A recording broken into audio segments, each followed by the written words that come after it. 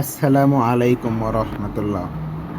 আজকে আমি ঢাকার পথে রওনা দিয়েছি, আর এখন বাসে বসে পার হচ্ছি স্বপ্নের পদ্মা সেতু, যেটা একসময় ছিল স্বপ্ন।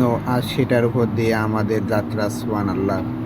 হালকা বৃষ্টি পড়ছে নদীর উপর, সেই বৃষ্টির ফোঁটা আর বাতাস মিলে মনে হচ্ছে দুনিয়ার সবচেয়ে সুন্দর দৃশ্য। গ্রাম থেকে শহরের পথে এই সেতুটা শুধু রাস্তা না, স্বপ্ন আর উন্নতির সেতু। আলহামদুলিল্লাহ, এই মুহূর্তটা বৃষ্টির মতোই সতেজ হয়ে হৃদয়ে রয়ে যাবে ইনশাল্লাহ।